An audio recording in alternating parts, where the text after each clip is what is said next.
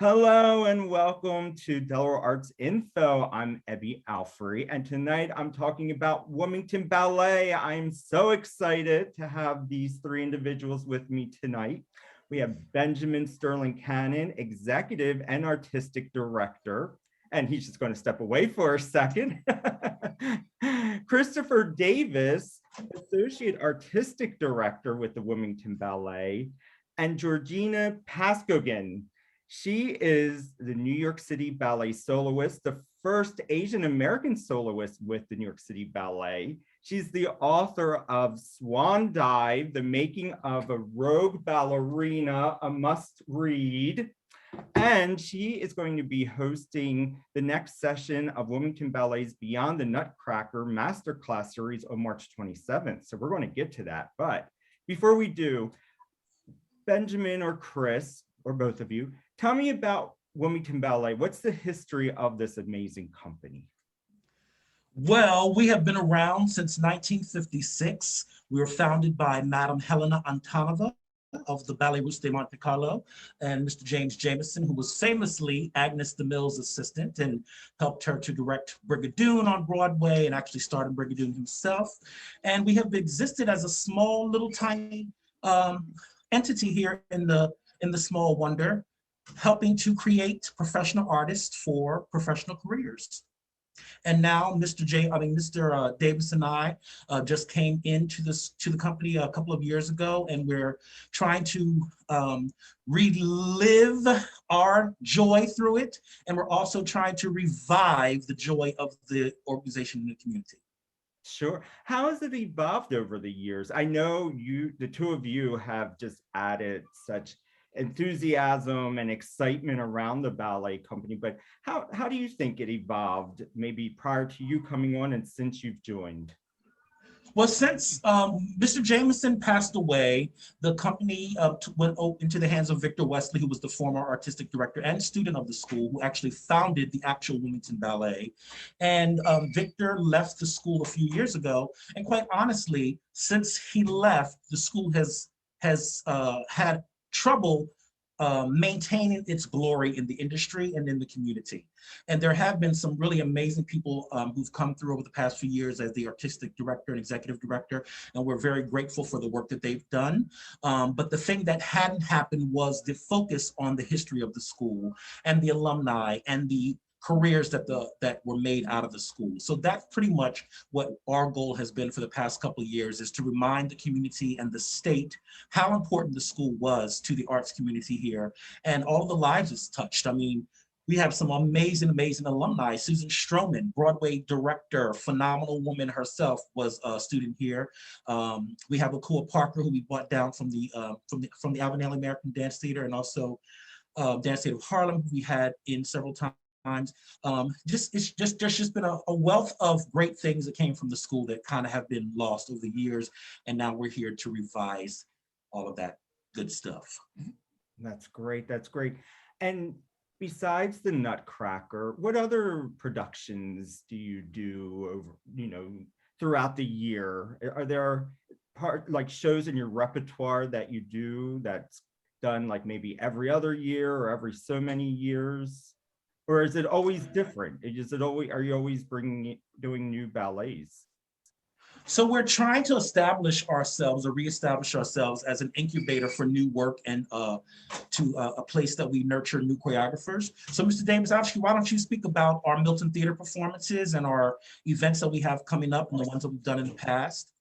So one of the things we decided to do was to go beyond just having a Nutcracker every year like most dance academies. As Benjamin mentioned, we're really trying to teach our kids about performance quality and also serving the community at large with our art. So for example, on April 3rd, we have a performance at the Milton Theater in Milton, Delaware at 7 p.m. It's called Nouveau. It's an evening of all new choreography by ourselves. Ashley Davis from Pieces of a Dream, our sister studio. This is our second time there.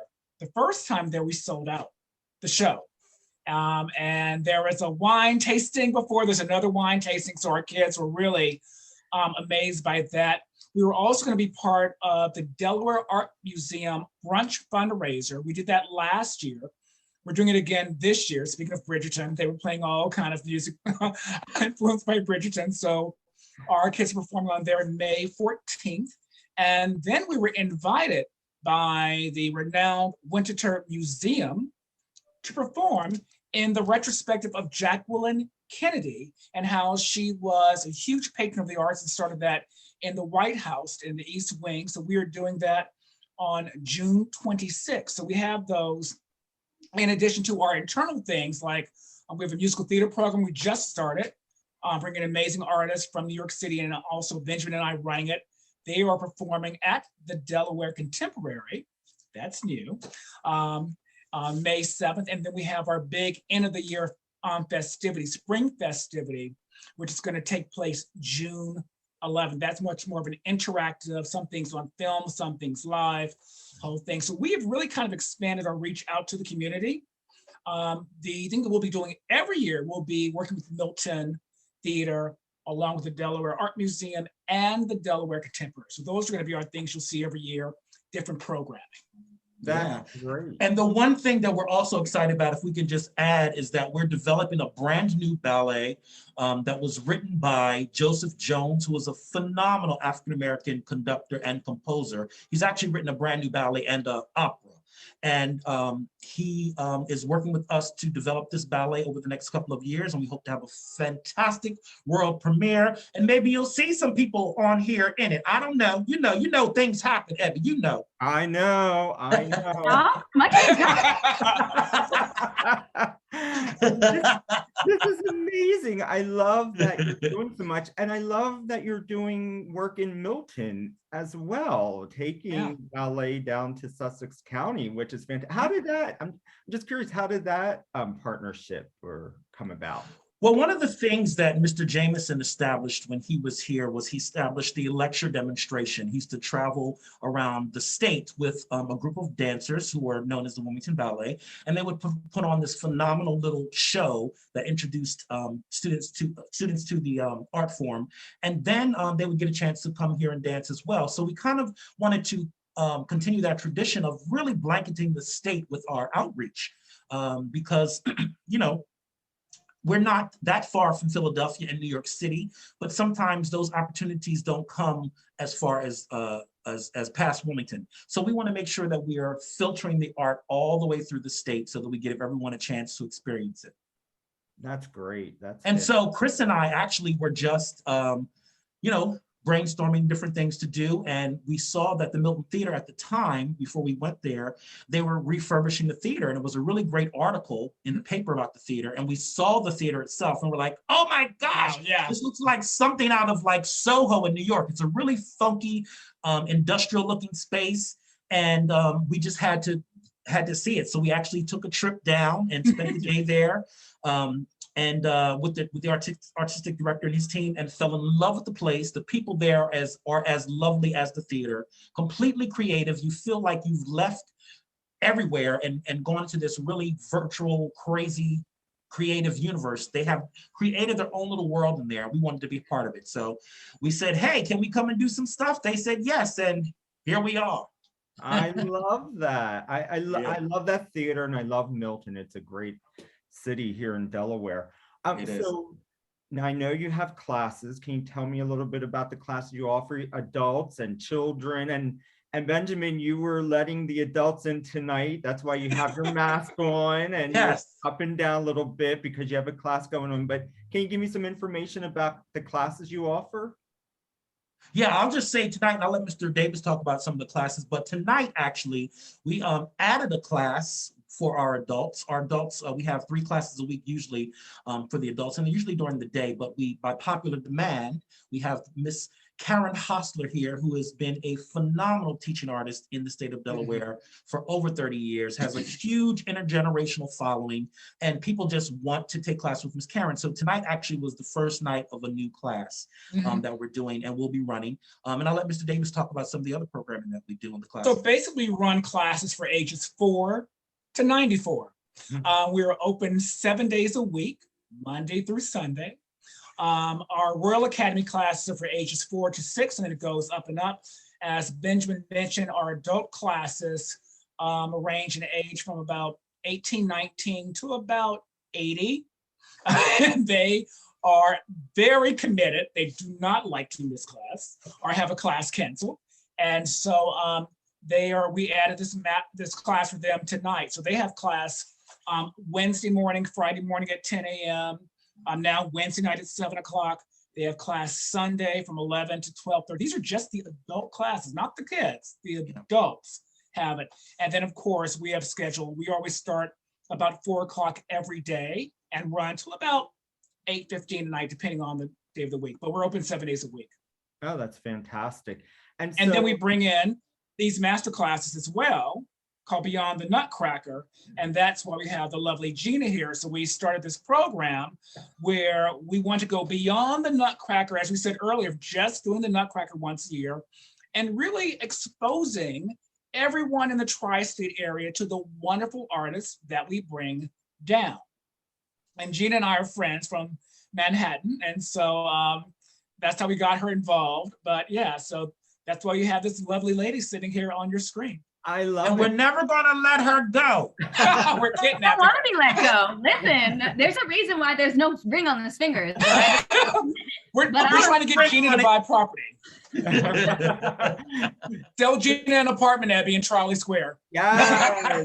Now I was that is a committed. plan. That's a plan. That's a plan. Yeah, right in the neighborhood with Wilmington Ballet. I mean, it's amazing. Yes. Right here. It's so fantastic. Lots of fun restaurants and bars. So yes, you have to come here. So in the meantime, before you come here, while you're here on Zoom, Georgina, so you're going to offer this master class. Can you tell me about what the students can expect? So first and foremost, I owe such a debt of gratitude to both Benjamin and Chris. I have not always been comfortable teaching class, and it's through this safe space and these amazing students that they've really kind of emboldened me to find yet another voice. And I'm sure we'll talk about dancers with voices in a second, but I just, and to be fair, I mean, Chris is being so generous, but I messaged him and was like, hey, can you help a sister out? Literally. Right.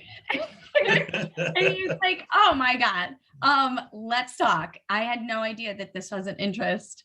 And it opened this door to not only the magical and alluring real estate of Delaware, the community. I love what these two individuals and the people they have surrounded themselves with have done thus far, and it's only going to continue to grow. And I love what Benjamin said about, honoring the history of the school. And it's a lot of what I do with my work with Final Bow for Yellowface, which is now turning into Gold Standard Arts. We are all of us on this call are committed to more diversity and inclusivity in the arts, period. But in a way of doing that, like it's certainly not Phil and my's idea that we have to cancel everything. I think we do need to acknowledge and honor the past in order for us to appropriately move forward. So I really love what you said, Benjamin. Thank you. Mission statement. Thank you. But yeah, so it's friends connecting friends, and what to expect in the class is like my moniker is the Rogue Ballerina, and I approach teaching in a very sort of relaxed way. I come from this, I was bred on Cicchetti and Vaganova in Altoona, Pennsylvania. I really thought that I was going to end up in San Francisco Ballet. And in my life, it was actually Suki Shore who saw me at a Regional Dance America convention. She taught a master class, which is funny how master class keeps coming back. It's a through line in my own career of balancing technique. And she zeroed in, went to my father and said, hey, do you think she could audition for the summer program? And so I will teach what balancing means to me. Mm-hmm. I know I don't claim to be any sort of acolyte of, I think my particular experience at New York City Ballet is so singular. And like all three of us have experienced the ballet world in its white Eurocentric lens. And I'm trying to bust that lens open and put on new goggles, even in my own life, and present ballet in a relatable way to everyone who wants to learn it. That doesn't mean that there's not going to be discipline and repetition, and it doesn't mean it's going to be easy. I mean, you both have seen my class. It is not easy. But it doesn't mean it doesn't have to be not fun. What I love about Georgina is that I didn't know her. She and Chris were friends, obviously before she came here. But the minute I met her, she's one of those people who you just feel comfortable with. And I literally said, welcome home to her, because she just is so connected to humanity that that's what she oozes. And so anybody who takes her class is going to be challenged in a way. She's a phenomenal teaching artist and a phenomenal artist. So I'm just very grateful that we're even having this moment here. And I'm thinking back on, when Chris and I first started this journey together. And I was thinking, how the hell are we going to do this? And, we've got to be able to bring down some really quality people, because that's what this school is known for. So to be sitting here with you now, Georgina, and you, Mr. Ebby, who was in our Nutcracker and who's a Delaware celebrity, Zaza, and Mr. Davis, like, my heart is just exploding right now, because I know that Madam Antonova and Mr. Jameson are so happy that we are moving forward in this way. And we're bringing down amazing quality artists like Georgina, who is going to kick some butt in here. So get yourselves in class. I love that. Now, the age range for this class, is this for adults or children or both? We say advanced intermediate level up to the adults. Because some of our adults have been dancers, and they take, as I said, they don't miss class, so they are in shape. So we say that average age could be like maybe 12, 13 at the low end, and then on up. Nice. It depends on, because our workshops are beyond the Nutcracker workshops are open to everyone in the tri-state area.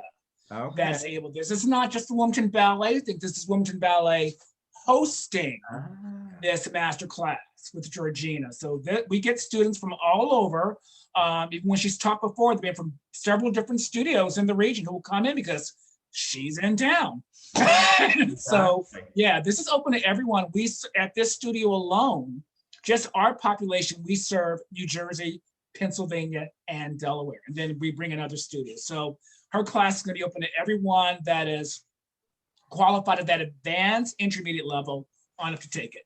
Well, I think that's so, sorry to interrupt you. Yeah. I think what's so special about the Wilmington Ballet and their approach to this is that in my exploration of other companies, other schools, it's been so closed off. There's like elitism and this is tribalism, and here they are again, opening it up, being like, hey, we have these connections to this wisdom, to these teachers. We want everyone to be able to partake in that. And I think I just want to highlight that because that is so rare in the ballet world. And it's something that I think you two as leaders and hopefully eventually more leaders will begin to embrace that we are all fighting the good fight to keep ballet moving forward, advancing forward. Otherwise, it will become like Baroque dance and it will die. Mm-hmm.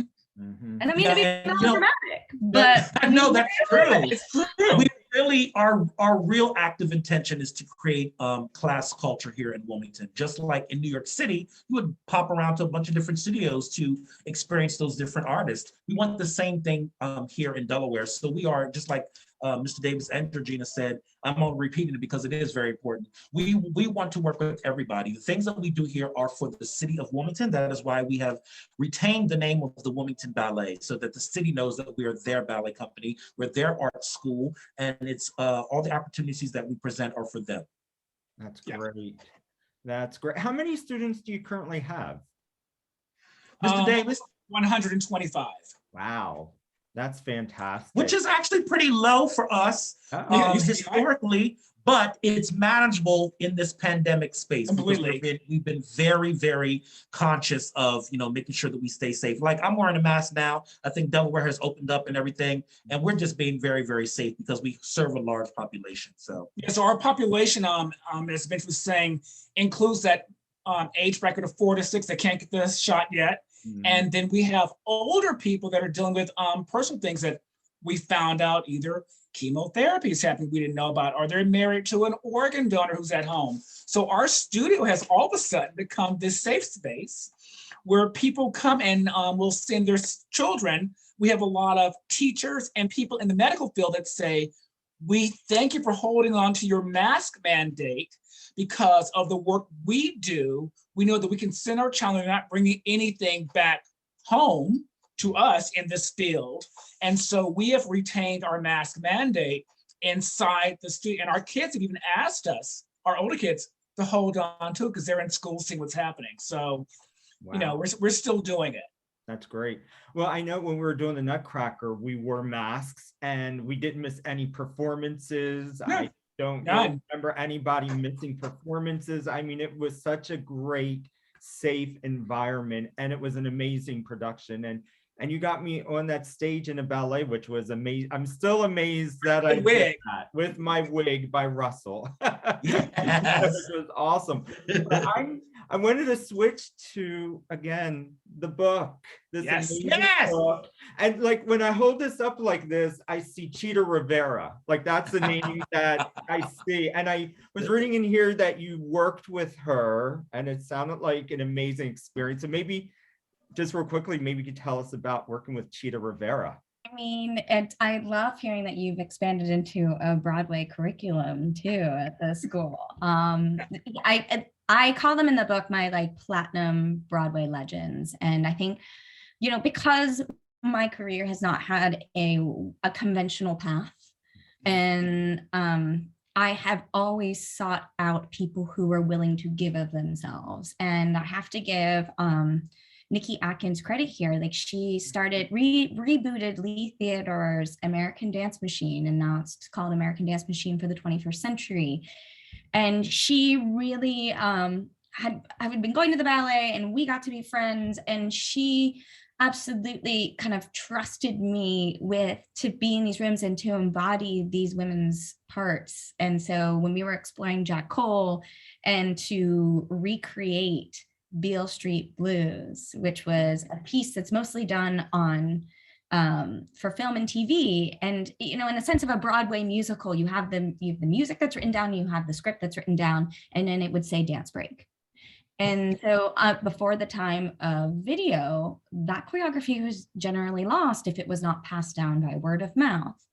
And what's also so wonderful about American Dance Machine is this reverence to style and particular styles. And I do think that that is one of my superpowers as an artist. I think it's one of my gifts, is being able to, as there are polyglots, which I am so jealous of. I'd love to be able to speak as many languages as I could. I feel like I am able to wear many different styles of dance. And that has been my intensive study throughout my career. I'm not just a ballerina in the sense, but also I'm not just a ballerina just because the world didn't want me to be a ballerina. I'm not just a ballerina because they made me feel other.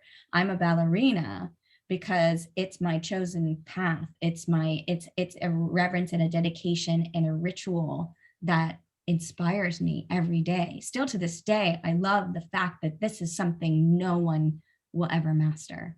And it's ephemeral. What happens in the studio today is gone forever. What happens on stage is gone forever. And that's true for every performer. But I particularly still wake up and love the practice of ballet. And that's kind of what Swan Dive is about. You know, it's a memoir. It's funny. I mean, the elevator pitch of it all was, this is the Kitchen Confidential ballet, if you were an Anthony Bourdain fan. Yes. So yes, it has a little bit of tell-all, but I am not the whistleblower in the sense that, like, y'all, this was all in the newspapers before I put it in my book. And I think people sometimes have the wrong idea about it, and that it is written as a love letter, not only to New York, but to ballet. And I am so impassioned and I'm committed myself to finding a way to not only leave my own legacy in the world, leave leave a legacy in which I left the ballet world better than I entered it. Yeah. And I want to, I want ballet to survive generations into the future. We live in wild times right now. And I would be remiss if I didn't acknowledge that. But I think out of these terrible times, there will be this renaissance of art. And I want to be right there at the front of it. And I want ballet to be right there in the front, in the mix of all these new mediums, all these new stories, all these stories in which the characters where we never thought we'd see ourselves in are all of a sudden front and center. And so that is part of what Swan Dive is, as a memoir, as a novel. It is my story, but it's what's been really fascinating in the press of it all is understand, and as people reach out to me as they read this, a lot of people aren't dancers, and it's women and it's men. It spans everything. I think it speaks to like anyone who has ever felt othered in their space. And if someone reads the book and finds themselves within themselves the courage to find their own agency, take agency in their own truth, then the book's done what I wanted it to do. Yeah. It's such a fascinating read because you're so truthful, and even the way it begins, it just sucks you right in with that beginning story. But you're talking about dealing with body, and not everybody has the perfect body.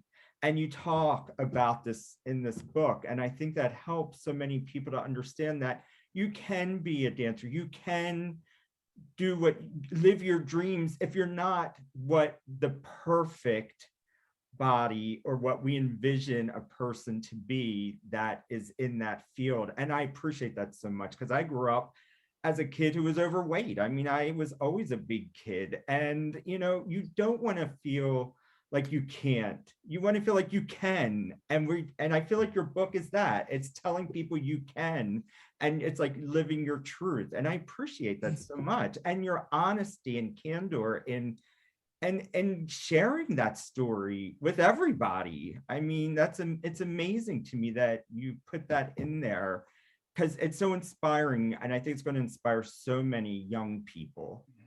Oh, thank you so much. I mean, I feel like we need to put a disclaimer though, that there's a lot of adult language in that book. So note to self, not too young, or I keep mine in my office.